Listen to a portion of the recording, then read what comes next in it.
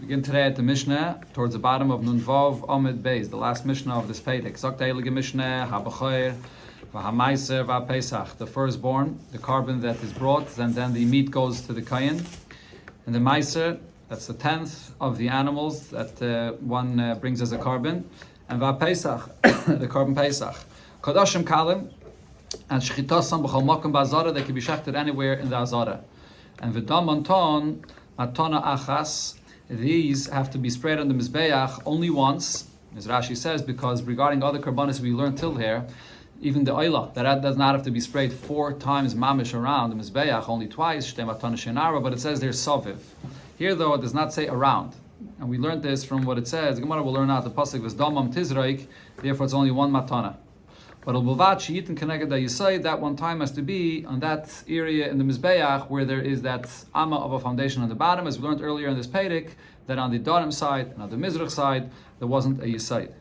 Now, Shina ba'achilosam, the halachas of eating the meat of this carbon are different.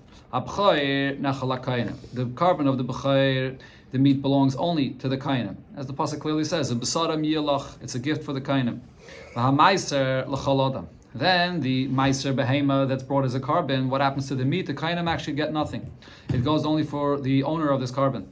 Then achalin b'chola ir, and the place where you can eat it is in the entire city of Yerushalayim, as the halach is with kachim kalim. And Rashi here brings also the pasuk where it says ve'avesem shama l'seichem, that in Sefriya Darshans it learns out that it can be eaten in the entire city of Yerushalayim. B'chol machol, you could eat it in any way. L'shnei yamim v'layla echad, for 2 days and a night. And Rashi here says that the Gemara will learn this out by B'chair. And Rashi here says, Meiser lo yadayna mehecha. I don't know what the source for Meiser is, that it could also be eaten for 2 days and a night. But Taisus here brings that Rashi wrote in a tshuva that this is learned from Exeda Shaveh, that the Gemara brought before, that we learn Havada, comparing B'chair to Meiser. Taisus says it's learned from a Binyanav. But the point is we compare the Meiser to B'chair, that it could also be eaten for 2 days and a night. The carbon Pesach he only could eat at night, the night of Pesach. And you could only eat it until midnight. And the carbon Pesach he could only eat for the people that were counted on this carbon in advance when they bought the carbon. As the pasuk says, and you can't eat it in any way, it has to be tzali, roasted. Okay, so the Gemara Mantane, who is the Tana of this Mishnah? Rav Chisda, Rav Yosi Haglili. The Tana of this Mishnah, the Gemara is focusing on here on what it says in the first halach of the Mishnah, that B'chor, Meiser, and Pesach, all 3 of them are sprayed one matana. But it says those zrike, sprayed. The concept of spraying blood on the Mizbeach means that you have the blood in the vessel and you spray it from a distance onto the Mizbeach. That's what it says here. So this is Rabbi Yossi Haglili, because he said the Tanya Rabbi Yossi Haglili Omer, the pasuk that it says by the B'chor. So it says there, Chelboy loy nemar. It doesn't use a singular term of Chelboy, ela Chelbam. They're chela, fats of the carbon. Damoy loy nemar. It doesn't use a singular term of blood, ela Damam. It uses the term of Damam. So the pasuk there says that as Damam tizraik ala mizbeach. So what does this mean? What's the plural term if we're talking only about the B'chayr? Because it's including other cases as well. Limit al B'chayr u'maiser u'peisach. It teaches regarding all these 3 shetu'unen matan damim ve'emurim legabim mizbeach, that you have to spray the blood on the mizbeach, not pour, but spray the blood on the mizbeach, and also the sacrificial parts that have to be burnt on the mizbeach, just like the B'chayr. That's Rabbi Yossi Haglili's opinion. Now Rashi here brings, we learned this earlier in the Masechta, Rabbi Shmuel disagrees. Rabbi Shmuel says that the Korban Pesach, you have to pour the blood. There's no spraying b'chlal. You pour it onto the foundation of the Mizbech because it's learned out from a different pasuk. Dam zvachecha yishafich. So our Mishnah is following Rabbi Yossi Haglili's opinion. How do we know that this one zrik has to be in the place where there's a foundation of the Mizbeach? Omer Rabbi Eliezer or Omer Rabbi Lazar. Asya, we learn out zrike miyayla. It says here the term zrike, and it says by the carbon oila the term zrike. So there by the oila as well, it has to be on the foundation of the mizbeach. V'oila gufe minolan, and by the oila, how do I know that it has to be on the foundation of the mizbeach? Tichsev al yisaid mizbach oila. It says there that it has to be on the foundation of the mizbeach. Limed al oilas chayva shatuna yisaid. That teaches that the oila should be poured on the, or should be sprayed in an area of the mizbeach where there's a foundation. Rashi actually brings here that earlier we learned in the Pedic that regarding this, that the oil has to be sprayed on a place where there's a Yisayid, is not really learned from the Lashon of this Pasuk. It's learned from a Zevochim, and this Pasuk is darshan for something else. But the Gemara brings this in here without getting into the details, because in the simple Lashon of the Pasuk, it's saying that this is the source, you see here, that it has to be sprayed in an area where there's a foundation. And the oil is only sprayed at one place? No. The oil is sprayed on two diagonal corners, but only on the diagonal corners where there is a foundation. No, here it's one time on the side of the Mizbeach, where any side of the Mizbeach which has the Yisayid, which would be either on the Maitiv or on the Tzafim. So only in one part of it from oil. Correct. The Gemara now says, now you would think you should learn out from the oil even more. Just like there, that has to be sprayed twice, which then splashes on the sides. And it's like 4, maybe here, regarding the B'chor Ma'aser and Pesach, learn this detail out from the carbon of Oila as well. Amar Abaye, so Abaye explains that no, we don't learn from there. Because, Lamalila Michtav Saviv Ba'oila and Saviv Bechatos. When the Torah writes that you have to spray the blood around and around, why is it saying this twice? Once by the Oila and once by the Chatos. Why can't I compare them to each other? It's because the Torah wants to repeat this twice, so you should know that it's these two places that the Torah is repeating the same thing. And then I say that when the Torah repeats the same thing twice, then ein melamdin. It's saying that it applies only here, and it cannot be a source to be a binyanav to learn to anywhere else. If the Torah intended this to be a source for other places, it would write it once, and you learn it out from here. Says the Gemara, this is true according to the opinion that says that when the Torah repeats something, then I don't learn out, and twice is enough. But according to Rabbi Yehuda that says that even if it says it twice, I could still learn out to other cases. So why do we not learn out from here, from the Oila and the Chatas, that it should apply by B'chor Ma'aser and Pesach, that it should be sprayed more than just once on the Mizbeach? That says the Gemara because there's a third time. Hava Asham, Shloisha, by the Asham, the Torah also says the word Saviv, and that's a third place, and Shloisha, Vadai, Ein, Melamden. Everybody agrees if the Torah is repeating something 3 times, that it's saying that it's only in these 3 places, and therefore, by the B'chor Ma'aser and Pesach, we learn out that it says as Damam Tizraik, and that means one time. It doesn't say Saviv, you spray it on the Mizbeach only one time. It said going on the next part of the Mishnah. It said in the Mishnah, B'chor Nechal Lakayanim, and the continuation of the Mishnah. So Tanur Rabbanan, we learned in the Braisa, Minayin leB'chor, Shenechal Shnei Yomim V'Layla Echad. From where do we see that the time you can eat the meat from the B'chor is for 2 nights and a day? Or 2 days and a night, that is, yeah. It doesn't say by the B'chor itself the time, how long you can eat it. The answer is Shenema, because the pasuk says by B'chor u'b'sara, the meat of this carbon, it should be like the breast and the thigh, which is by the carbon shlamim, that is lifted up. So just like there, it's saying to compare the meat of the B'chor to the carbon of shlamim. Just like by the shlamim, it can be eaten for 2 days and a night. So too the B'chor could be eaten for 2 days and a night. Now, Vizu Shaila, this question, that what is the source for the timing to eat the meat from the carbon B'chor, Nishala Lefnei Chachamim B'Kerem B'Yavna. It was asked and it was discussed by the Chachamim when they were in the city of Yavna, and they were sitting in rows like a vineyard that's planted rows upon rows. And when they sat there, they asked this question: B'chor lekama nechal. How long could you eat from the carbon of the B'chor? And they didn't have the source that the Braisa begins with right away. And the answer that was given, there was a whole discussion about this. As the Gemara here brings, a lengthy discussion for the source of this inyan. So then Rab Tarfon responded and said that L'shnei Yomim V'Layla Echad, you can eat the B'chor for 2 days and a night. There was a student there. It's the first time that he came to the Beis Medrash in front of the Chachamim. Rabbi Yosi Haglili Shmai, and this is the famous Rabbi Yosi Haglili. Amaloi. So he says to Rab Tarfon, Rabbi Menayin Lecha, my Rebbe, how do you know that a b'chor can be eaten for 2 days and a night? Amaloi. Rab Tarfon answered, Bini, my son, because Shlamim Kachim Kalim. Shlamim is a Kachim Kalim, and B'chor is in the same category of Kachim Kalim. So I compare them. Ma Shlam Nechal Mishnei Yom V'Layla Echad. Af B'chor Nechal Mishnei Yom V'Layla Echad. They both could be eaten for 2 days and a night. Amaloi, Rabbi Yosef Glili pushes further and says, Rabbi, my teacher, B'chayr matana l'kayin. The B'chayr, it's a kach and kalim, but there's something unique about this. It's a gift for the kayin. As we learned in the Mishnah, the meat is eaten only by the kayin. Not like the shlamim. The shlamim, even the owner can eat from it as well. Now, v'chatas v'asham matana l'kayin. The chatas and the asham is also a gift for the kayin. So maybe I should compare and say, ma chatas v'asham l'yayim v'layla. Just like the chatas and asham, you can eat only for a day and a night. Af b'chayr l'yayim v'layla. Maybe the b'chayr should be compared to you could only eat for a day and a night. And as Mefarshim say, he's asking not only regarding the timing, but if you compare it to the chatas and the asham, then you should also compare it to the location where you could eat it, and that's only in the Azara, like Koche, and not in the entire city of Yerushalayim.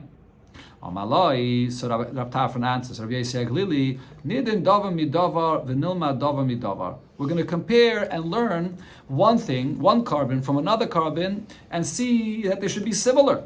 And therefore over here, I'm going to compare the B'chayr to the Shlomim because B'chayr is similar to Shlomim. Ma Shlomim ein ba nalchet. The carbon Shlomim is not brought as a carbon for an Aveda. Af B'chayr ein ba alchet. So to the B'chayr does not come for any Aveda. So there, on the other hand, though, the Chatas and the Asham is brought for an Aveda. So Ma Shlomim nechal l'shnei v'layla echad. Af B'chayr nechal l'shnei v'layla echad. Therefore I compare to Shlomim that they can be eaten for 2 days and a night. Amaloi, Rabbi Yosef questions further and says, Rabbi, my teacher, no, but I agree to you. Nidin davar midavar, yil my davar midavar. Let's compare and learn out one from another, but also to make a comparison. And I'll show you how B'chayr actually has two things that it's compared to the Chatas and the Yasham. Chatas v'asham atana l'kayin. Number one, the point mentioned before. At the Chatas and the Yasham, the meat is a gift for the kayin because only the kayin can eat from the Chatas and the Yasham. The owner doesn't eat from it at all. Or b'chayr matana l'kayin. The same by the b'chayr, the meat can be eaten only by the kayin. That's one thing. And another thing now, ma chatas v'asham ein ba'am b'neder u'nedava. A chatas and asham cannot be brought as any kind of donation. Af b'chayr ein b'neder u'b'nedava. The B'chayr is the 10th, the B'chayr over here is the firstborn, which is not brought as a neder or a nedava. It's the firstborn. That's holy from birth as a carbon. So therefore I have two things that it's compared to the Chatas and Asham. So therefore I should say, Ma Chatas v'Asham nechal l'yoyim echad. The Chatas and Asham you can eat only for a day and a night. Af B'chayr nechal l'yoyim echad. So a B'chayr should also be compared that it's a day and a night. So he asked all these questions to Rabbi Yosef Glili. What happened was, Kofetz Rabbi Akiva. Rabbi Akiva that was there jumped into the conversation. V'nistalik Rab Tarfon. And Rab Tarfon went away because he didn't have an answer to the questions of Rabbi Yosef Glili. Amaloi, so Rabbi Akiva said, the drasha that the Brisa brought at the beginning. Harei yuayim, the pasuk says, by the B'chayr, u'b'saram yiyeh l'cha, that the meat should be for you, and the pasuk goes on to say, as we saw before, kechazei atnufa k'shoik hayamin. So therefore, yikisha nakasov l'chaze v'shoik shel shlamim. The Torah is comparing the b'chayr to the meat by the shlamim. Ma shlamim nechal l'shnei yamim v'layla echad. Just like by the shlamim, it's 2 days and a night. B'chayr nechal l'shnei yamim v'layla echad. So to the shlamim is 2 days and a night. So now, once you have a hekish, what's the rule with a hekish?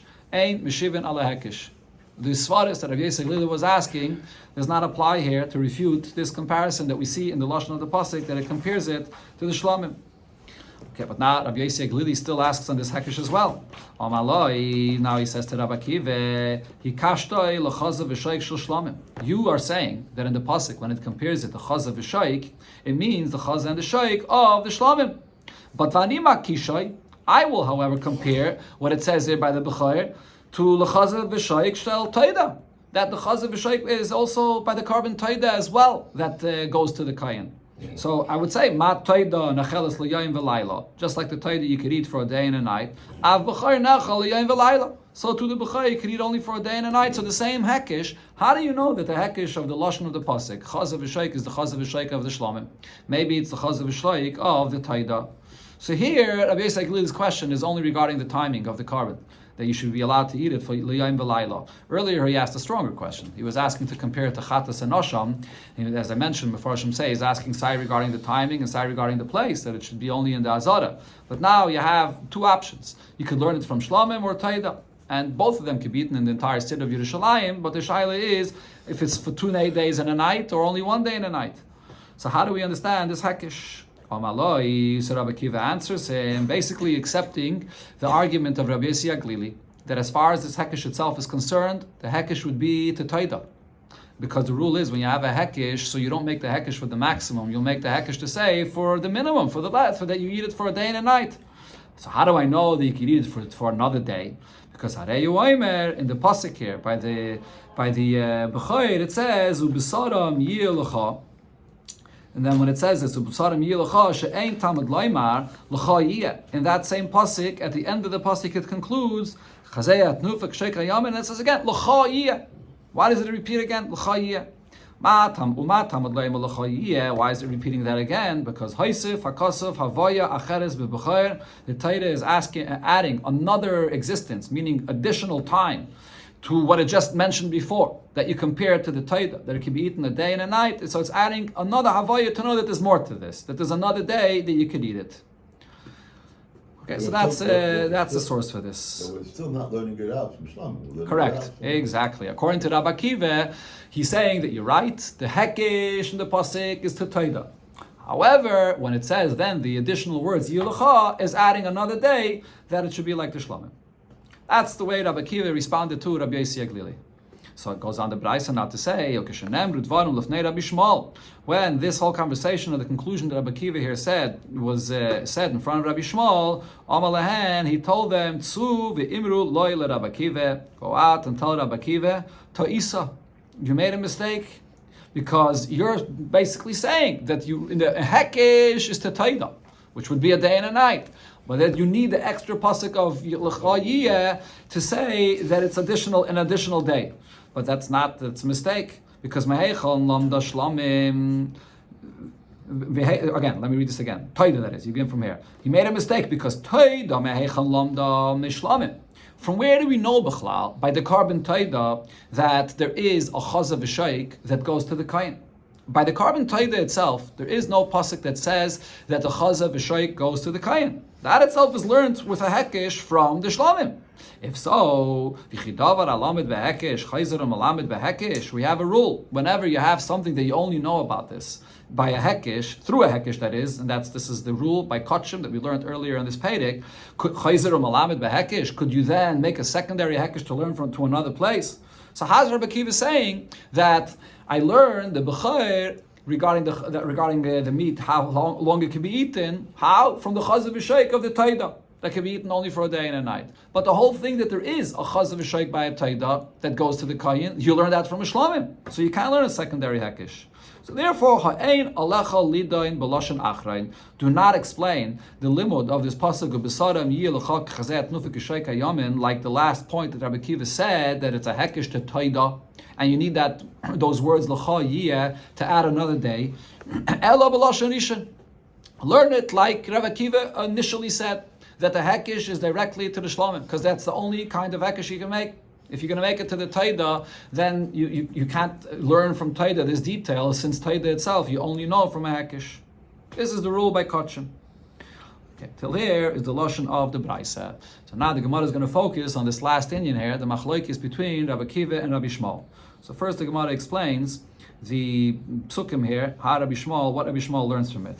The Rabbi Shmuel, so according to Rabbi Shmuel, these last two words in the pasuk where it says l'chayiyeh, the extra words, he doesn't need it, because he knows from the Hekesh itself that the b'chayr is compared to the shlamim. So what does he learn from the extra words l'chayiyeh? And says the Gemara, limed al b'chayr balmum shu matana l'kayin. It's from here that we learn this halacha that a b'chayr, when it has a blemish, then you don't bring it as a carbon, and the b'chayr becomes a gift for the kayin, for himself to eat. There is no other source for this in Taira.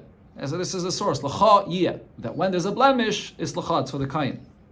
Rabbi Akiva, and according to Rabbi Akiva, that needs the l'cha yiyeh for what he explained before, to learn the extra day that the b'chayr could be eaten. So where does he know this halacha of when it's a balmum? Ya'leflei mi b'sadam. He learns out from the plural term that it says here in the beginning of the pasuk, b'sadam yiyeh l'cha. Why does it say a plural term if we're talking about the b'chayr only? Because chad tam, the chad balmum. Because there's two cases where it belongs to the kayin. One is when the b'chayr is a tam, then you bring it as a carbon, and the kayin eats the meat from it. And the other is when it's a balmum, then you can't bring it as a carbon, and then the meat goes to the kayin to eat. Now, but Rabbi Shmuel, according to Rabbi Shmuel, this plural term of B'saram, he doesn't darshan this to include a Balmum as well, because Mibsaram, the Hanach, B'chayris, Ka'amar. He says the plural term of the Pasik goes only on the B'chayris itself. The reason it uses a plural term is because in the beginning of the Pasik, it talks about a few different kinds of B'chayris. It says B'chayr Shar, B'chayr Keseh, B'chayr Eiz, and then it says the plural term of B'saram. So therefore, it's not coming to include any other cases. It's not coming to include a Balmum. Okay, but now the Gemara focuses on the machlokes itself here between Rabbi Akiva and Rabbi Shmuel. B'mai kamiflagi. What is the basis of the argument between Rabbi Akiva and Rabbi Shmuel regarding the drasha here? And the reason the Gemara is asking this question is because everybody agrees to this rule that we had earlier in the Pedic here, and the Gemara brought two sources for this, that a hekish, so anything that's learned by kotchim from a hekish, ein chayzer or melamed behekish. You can't then learn out a secondary hekish. Seemingly, over here, Rabbi Akiva is doing that. He's learning out the B'chayr from Taida, and Taida, the fact that there's Chaz of a Sheikh by Taida, you only know that with a Hekish from Shlomim. So how is Rabbi Akiva learning out this kind of a Hekish? Answers the Gemara, there's an argument about this, how far this goes, this concept that you can't learn a secondary Hekish. Mar Savar, according to Rabbi Shmuel's opinion, Heimenu, when there's something that you're learning it directly from it, meaning there's a certain detail that you're not learning from a hekish. It says there clearly. And v'davar acher. But then there's another detail that you do have to learn from a hekish. So have a hekish. Because there's a certain detail that you have to learn from a hekish, even though it's not entirely learned from a hekish, that's enough to classify it as something that's being learned as a hekish, and you can't learn a secondary hekish. Okay, so what are we talking about over here? By the Taida, part of it is learned with a hekish and part not. Why? Because the fact that a Taida you eat only for a day and a night, that says clearly by the Taida. That's not a hekish. But the detail by the Taida, that it's chaz of shaykh, that there's a chaz of shaykh b'chlal that goes to the kain, that it does not say by the Taida. So we want to learn the hekish from b'chayr to the chaz of shaykh of the Taida. So there's a detail here that's only from a hekish. The fact that chaz of shaykh exists by Taida to go to the kain, that's a hekish. But the detail that it's yayin v'layla, that's not a hekish. That it actually says clearly by the Taida. So therefore, Rabbi Shmuel says, although part of it is learned from a hekish and part of it not, but because part of it is learned from a hekish, you can't now make a secondary hekish to b'chayr. However, Umar Sava, Rabbi Akiva says, lo yav a hekish. That in such a case, we don't consider what you're learning out from to be something that was learned from a hekish. Because that very fact that it could be eaten only for a day and a night, that says clearly by the Taida. In the hekish, we're learning chaz of a shaykh. And chaz of a sheikh by Taida only comes from a hekish, but that's one detail. The other detail that it's for a day and a night is not learned from a hekish. So therefore, Rabbi Akiva says you could learn out from Taida to the b'chayr, and therefore you're going to need that extra pasuk of l'chayiyah to add another day that we compare it to the shlomim. Now we have a new machlokes here regarding this concept of having a secondary hekish by kotchim. Does it apply even in a case where the source that you're learning out from is only partially learned from a hekish and part not? So the Gemara brings a few different questions here on this. It's understood according to the opinion, according to Rabbi Akiva, that says that since only part of it is learned from a hekish, therefore it's not considered to be a hekish, and you could learn out to another place. So this will explain another kind of hekish that we see regarding the karbonis, the par and the soir, the bull and the goat that are brought on Yom Kippur by the Kayin Gadol, and he brings it into the Kodesh HaKadoshim. The blood is sprayed inside the Kodesh HaKadoshim, then the blood is sprayed outside on the Peroiches. So over here as well, there's a hekish. So Hainu D'chsev, what's the hekish? The pasuk says, after it speaks about what has to be done with the blood of both the par and the soir inside the Kodesh HaKadoshim, the pasuk compares with the hekish and says, V'chein yaseh le'oil mayid. That so too you do in the oil mayid, which is when you spray the blood against the pereiches. And what do we learn out? Kishem, shemazel, ifnai, v'lifnim. Just like when you spray the bloods of both of these karbonis inside the Kodesh HaKadoshim, it's achas l'mayla, v'sheva l'mata. It's once above and 7 times below. Midam apar. That's from the blood of the bull. Kach maze beheichel. So too you take the blood of the bull and you come out into the heichel as well, and you spray against the pereiches also, once above, achas l'mayla, v'sheva l'mata. Same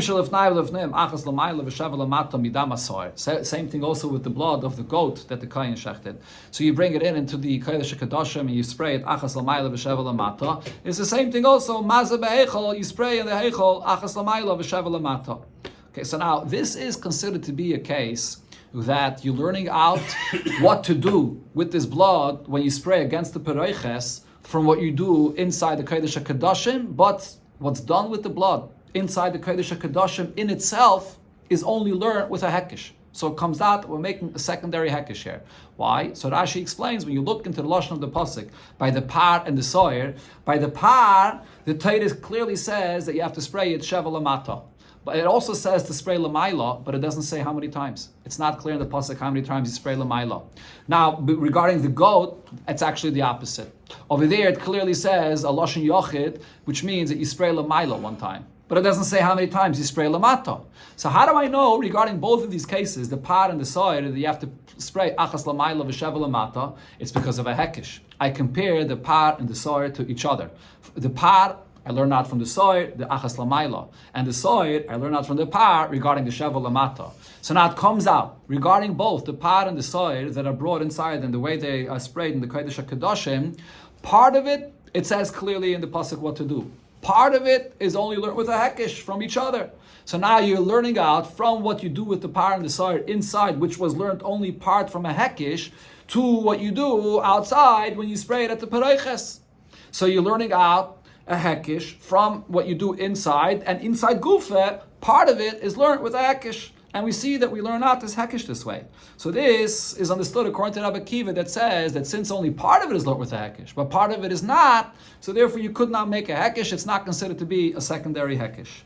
Now, have a hekesh, but according to Rabbi Shmuel that says that the original source by par and soyer, since part of it is learned with a hekesh, this is a hekesh, so then what are we going to say? How are we now learning out a secondary hekesh to what you do outside when you spray the blood? Answers the Gemara, it's not considered to be a secondary hekesh because mekaimais hu de gamri ma'adadi. I'm not comparing and saying this bloods to this bloods. If I would be comparing the animals, the blood, what you do with this blood inside to what you do with the blood outside, then according to Rabbi Shmuel, that would be a secondary hekesh. I'm comparing and I'm saying that the places, when you're inside the place, in the Kodesh HaKadoshim, when you're outside the place of the Kodesh HaKadoshim, that these two places are compared to each other. And therefore comparing the two places to each other is not comparing the details of the bloods and then making a secondary hekesh on that. So therefore, you can compare the two places to each other. By the Toida and Bechar though, over there, we're actually comparing the Chazeh and the Shoik. We're comparing the detail of the Chazeh and the Shoik, and therefore that existence of the Chazeh and the Shoik by the Toida, I only know because of the Shlamim, and therefore that is considered to be a secondary hekesh. That's one answer. Another answer the Gemara says, or if you want, I can tell you, Chutz mifnim bechad zimne gomer. This hekesh over here that I learn out when the Torah says that you should compare this is a kind of hekesh that the Torah is clearly saying that you have to compare what you do outside to what you do inside.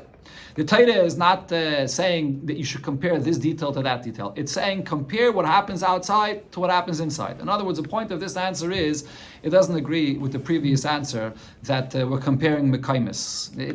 Even if you're comparing places, but if the hekesh before or if the din before inside is based on a hekesh, so then the din outside is also, you're now learning a secondary hekesh. But rather what this answer is saying is that over here in the pasuk, it says, the lashon of the pasuk is saying that you should learn out, again, what's the lashon of the pasuk? It says, V'chein yaseh le'oil mayit. The way it was done inside, that's how it should be done outside. So therefore the pasuk here is telling you to compare these two to each other. So therefore you have to make this hekesh. It's not considered to be a secondary hekesh. That's exactly how the Torah is saying that you learn chutz from pnim, and therefore it includes whatever happened with pnim. You can't take out some details. That's how the Torah is saying that the hekesh is. So therefore over here, even Rabbi Shmuel would agree that you make this hekesh. On the other hand, when it comes to the Torah, where the Torah is comparing Chazeh and Shoik, so over here, this detail of Chazeh and Shoik, you can't learn out from the Torah. Over there, you're going to have to learn it out, dafka from the Shlamim, where it says the union of the Shoik, Chazeh and Shoik, clearly and directly. So therefore, this is not in this discussion of the machlokes of Rabbi Shmuel and Rabbi Akiva regarding a secondary hekesh. Another case the Gemara brings, it's well understood according to the opinion that says that have a hekish, that this is considered to be a hekish even though you're only learning out part of it. It's considered to be a hekish, or the Bach adds in over here, loy have a hekish, because the Gemara is saying that this is going to be understood, whether you go to loy or have it, it's this the Gemara is saying here that this is going to be understood according to Rabbi Akiva, that says that in such a kind of case, when the first hekish, only part of it is learned from a hekish, you could make a secondary hekish. So now the following case is going to be another situation where we see that you have the first din that's learned partially from a hekish, and then we're learning out a secondary hekish. So that's understood according to Rabbi Akiva that says that you could make the secondary hekish. So now this is what it says. Now this hekish the Gemara is going to make here is going to be regarding the halachis of the carbon taida. By the carbon taida, there's the 40 breads that you bring together with the carbon taida. 10 of them are breads that are chametz, and the other 30 are breads that are matzah. Now regarding these breads that it says by the carbon taida, it doesn't say clearly in the taida the number, how many breads it is. It doesn't say that it's 10. It just divides it into 4 different categories. 1 from chametz and 3 from matzah. But it doesn't say the number of how many breads it is. And it also doesn't say in the pasuk the amount, the size of the flour that has to be for each one of these breads. So where do we learn this out from? So it says by the Shtei Alechem, when you bring on Shavuos, the Shtei Alechem, it says Mimashvesechem Taviu Lechem Tnufa. So this word Taviu here is an extra word. So why is it saying? It could have said in the pasuk that you bring me Mimashvesechem Lechem Tnufa Shtaim. What's the word Taviu saying? She'ein Tamad Loima Taviu. The pasuk did not have to say that word Taviu. Ma Tamad Loima Taviu. Why is it saying by the Shtei Alechem this extra word? So we learn from here a hekish that we're learning out to the breads of the taida, that it's not only these 2 breads brought on Shavuos, but kol shatamevi mimokemach, even the breads that you bring in another place. Now that is by the carbon taida, that harehu kazeh, I compare it to, this is a hekish that I compare here to the Shtei Alechem. And what do I learn out from this? Ma'ala halon isarein lechala, just like by the Shtei Alechem, it says clearly in the pasuk, it says there that it's 2 breads, shnei esrainim seilas, and each bread is 1 isarein of flour. So just like there, it's an isarein for each bread. Afkan isarein lechala. So too over here, the breads that are brought for the taida, the amount of flour it has to be is an isarein for each challah. Now the Braisa clarifies, how do I know this halacha that it has to be for each bread 1 isarein? Maybe I should say mala alon shnei esrainim. Just like over there, it says that for the 2 breads, it's the amount of flour which is 2 esrainim. Maybe afkan shnei esrainim. Maybe over here for the 10 breads. The 10 breads of chametz that I'm comparing to these chametz breads of Shavuos, maybe for all 10, it should be 2 esrainim. And that would mean a 1/5 of an isarein for each one of the breads, much less. Talmud Loimar, so the pasuk there by the Shtei Alechem says, Tihiyano. That extra word Tihiyano means it should be. Now the word Tihiyano is extra there, and it's not darshan for anything that I need it for the case of Shtei Alechem, so I'm Eine Inyan. If I don't need it for there, I learn out regarding the breads by the taida. This is how Rashi explains it, not here, but in another in Menachos, Rashi explains that if I don't need it there, so I learn out for the breads by the taida that it has to be 1 isarein for each one of the breads. Okay, so it's from there that this is the detail that we do learn from a hekish. This is how the Gemara understands now. This extra word taviu is a hekish from the Shtei Alechem to the breads of the taida that it has to be the flour, the amount of an isarein for the chametz breads. Okay, now there's another detail that's learned out, and that is not from a hekish. V'lamadno, we also learned asara. As I mentioned, it doesn't say clearly the number of 10 breads regarding the carbon taida. How do we know that it has to be 10? Because you learn out from Gzeira Shava. We learn out asara l'chametz.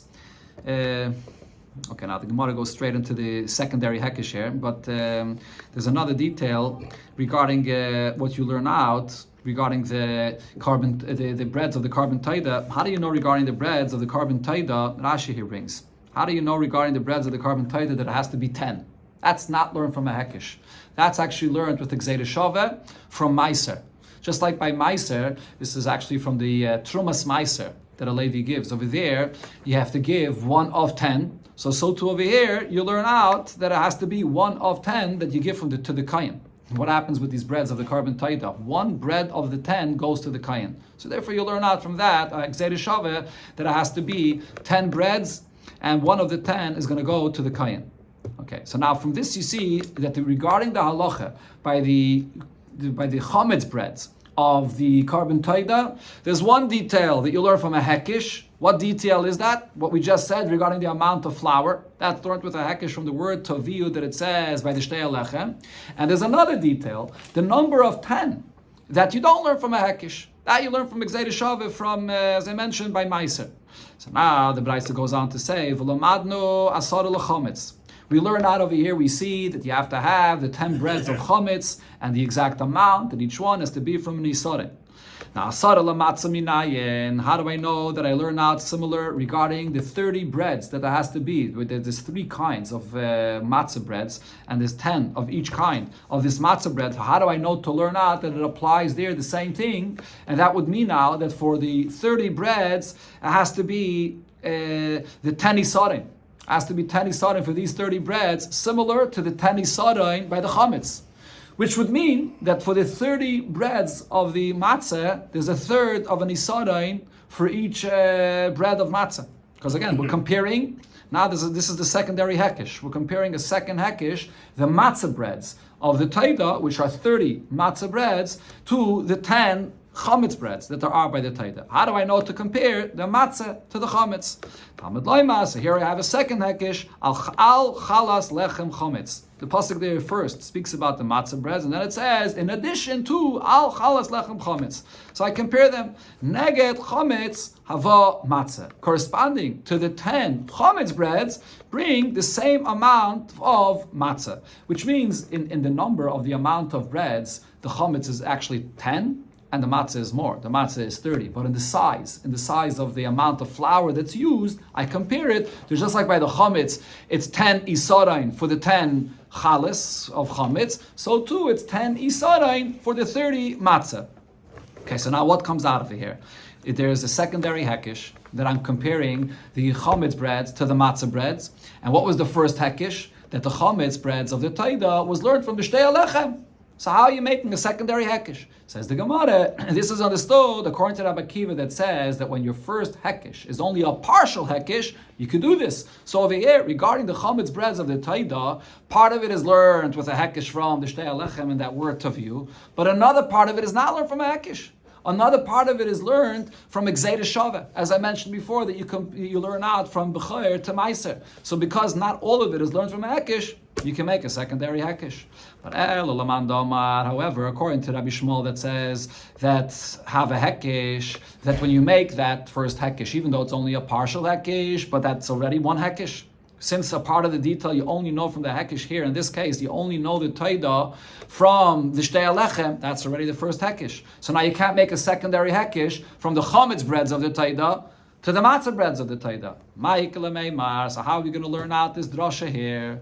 Answers the Gemara, according to Rabbi Shmuel, it's not really a secondary hekish because the first hekish is not a regular hekish. How does a hekish usually work in the Torah? When you have two things that are written in the same pasuk, so you see that the Torah wants to compare them. Here, though, the hekish from the Torah to from shtei alechem, that is, to the Torah was because of an extra word. Taviu yiseidahi. There's an extra word of taviu that tells us to compare the shtei alechem to Torah. An extra word is not a hekish. That's a drasha of an extra word that you can then learn out to a secondary hekish, because it's not really a secondary hekish. The first drasha is not a hekish. That's why, according to Rabbi Shmuel, you could then compare from the chametz breads by the taida to the matzah breads by the taida. Okay, so this is a completion of this sugi that we had earlier in this Peirik regarding a secondary hekish. Now the Gemara concludes with the last point that it said in the Mishnah regarding the Korban Pesach. So it said, a Pesach ein nechal, and the Mishnah said that you could eat the Korban Pesach only until Chatzos. It says the Gemara man Tanu is the Tanu of this halacha of the Mishnah of Rav Yosef Rabbi Elazar ben Azariah. This is Rabbi Elazar ben Azariah because the Tanya Rabbi Elazar ben Azariah oimer nemakan balayla hazeh. It says there that you eat the Korban Pesach on this night, and the nemala halon, and then the pasuk there says va'avarti balayla again va'avarti beretz Mitzrayim balayla hazeh. That by Makas B'chayres, the Eibush says, I'll be going into Mitzrayim on this night. Ma'ala lo not chatzos. The V'layla of Makas B'chayres was at midnight. Avkan at chatzos. So to here, you eat the Korban Pesach only till chatzos. So this means that Korban Pesach, min ha Torah, you could only eat it until chatzos. Rabbi Kiva asks on this, but it describes and says the carbon pesach you eat, and it uses the term chipazain in haste, which means achas chipazain, until the time that when you'll be rushed out of Mitzrayim, which means in the morning. Yidden didn't leave Mitzrayim until the morning. So imkain matam adloimar balayla hazeh. What does the pasuk mean when it says that you eat it balayla hazeh? Why does it have to say by night if it already says, and there should be that comparison to Balayla Zed, that Rabbi Lazar said, Rabbi Lazar ben Azariah said. So what do we do? What do we learn from Balayla Zed? Because without the word Balayla Zed, we think that Korban Pesach should be similar to other kachim, that you can eat it on the day that the carbon is brought and the following night. But over here, the Korban Pesach, you only eat it at night. But you don't eat it on the day Erev Pesach when the carbon was brought. How do we know that? Talmud Laima balayla. Did he eat it by night and not by day? But by night, you can eat it the entire night until the morning. So our mission that says you can eat the Pesach until Chatzos is the opinion of Elazar ben Azariah. Amalei Abaye says, how do you know that this is Rabbi Elazar ben Azariah? Umimai. The Rabbi Elazar ben Azariah, Udairaisa. This is Rabbi Elazar ben Azariah's opinion that says that min ha Torah you could eat it only until Chatzais, learning it out from the Gzeidah Shavuot to Makas B'chayris. The Rabbanan. Maybe it follows Rabbi Kiva's opinion that you could eat it min ha Torah the entire night, and the fact that you only eat it until Chatzais is a midrabanan ulaharchik ben Aveda, in order to distance one from an Aveda, just like all the halachas that it says until Chatzais. By Kriya Shema, and earlier we had regarding Kachim that it's only Gzeidah Midrabanan until Chatzais. So Rabbi Yosef answers, no, that can't be, because Imkei, what is the expression the Mishnah here uses? Elo at Chatzais, only until Chatzais.